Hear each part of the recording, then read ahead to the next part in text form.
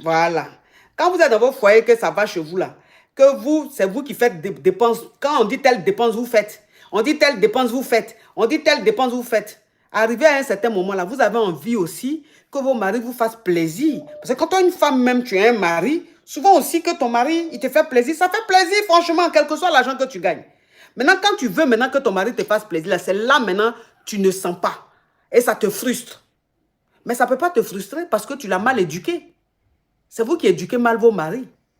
Vous éduquez très mal vos maris. Quand vous montrez dans vos foyers que vous avez trop l'argent, que c'est vous qui avez fait trop les dépenses là. Voilà comment ça se termine.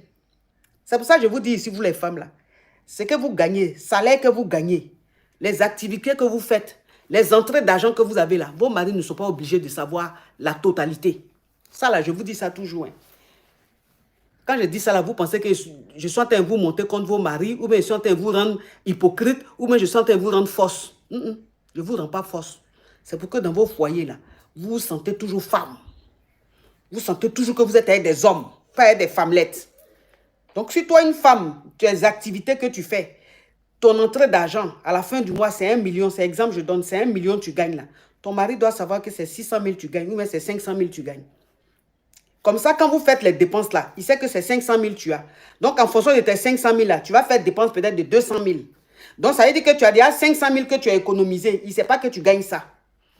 Si tu gagnes 500 000 là, ton mari, tu dois lui faire savoir que tu gagnes 300 000. C'est comme ça une femme intelligente. Et quand c'est comme ça te permet d'économiser. Tu as des économies. Tu as des économies. Tu as des économies. Le jour, ça fait ban. Vous les connaissez, non? Ils sont changeants de la météo. Le jour, ça fait ban là. Ton compte est blindé. Tu as économie jusqu'à fatiguer. Donc, tu te reconstruis rapidement. Les femmes qui ont des économies là, leur gourmet ne dure pas. Femme qui a économie, son gourmet ne dure pas. C'est femme qui est poivre, son gourmet dure. Franchement. Parce que si tu as gourmet, quand tu te réveilles le matin, tu prends ta voiture, tu vas faire un peu de shopping, tu as envie de changer d'air, tu prends ton billet, tu vas dans un autre pays, tu restes un peu avec tes amis, tu sors un peu, tu te fais plaisir, tu t'achètes des vêtements, des sacs, des bijoux, tu voyages un peu, ton gourmet passe vite. Parce que pendant tes voyages là, tu vas voir des vrais hommes qui vont te draguer. En fait, je veux dire, une femme qui a les moyens, elle ne dure pas dans gourmet. Gourmet, c'est pour les gens qui n'ont rien. Quand tu as l'argent, l'amour que tu as pour ton argent là même, ça fait que franchement, les trucs quand même, c'est-à-dire que le choc là, tu amortis même. L'argent amortit ça. Et puis tu n'as pas peur, tu dors tranquille. Ton cœur est tranquille. Donc, tu paniques pas. Tu paniques pas. Une femme qui n'a rien, elle panique à tout moment. Elle est tout le temps angoissée. Son mari sort, elle a peur. Elle prie. Faut pas, il va tomber sur une femme là-bas qui va prendre son cœur.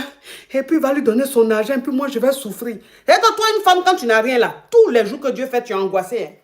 Tu es dans ton foyer et puis ton cœur se coupe. À tout moment, toi seul, ton cœur se coupe. Pourtant, il n'y a rien. Le monsieur sort, ton cœur bat. Tu as peur qu'une autre femme le prenne. Parce que si une autre femme le prend là, ce n'est pas parce que tu l'aimes, mais c'est par rapport à son finance.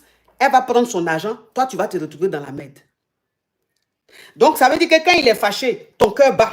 Tu ne dors pas parce que tu te dis, mais il est fâché là. S'il est fâché, je n'aurai pas l'argent de popote. S'il est fâché, il ne va pas payer le loyer. S'il est fâché, les factures là, il ne va pas payer. Donc, ça veut dire que tu es angoissé pour rien. Toute angoisse. Tu as peur de le perdre en permanence. Et quand tu as peur de le perdre en permanence, ça te rend acquis, ça te rend banal dans ton foyer. Quelle que soit ta beauté, tu deviens banal. C'est-à-dire qu'une femme même qui est dehors, qui ne ressemble à rien, elle a plus de valeur que toi. Moi, je vous dis. Mais quand toi, une femme, tu as ton argent, tu as peur de quoi? Il sort, il n'a qu'à sortir. S'il allait croiser une go là, mais il n'a qu'à la croiser. Ton cœur ne bat pas.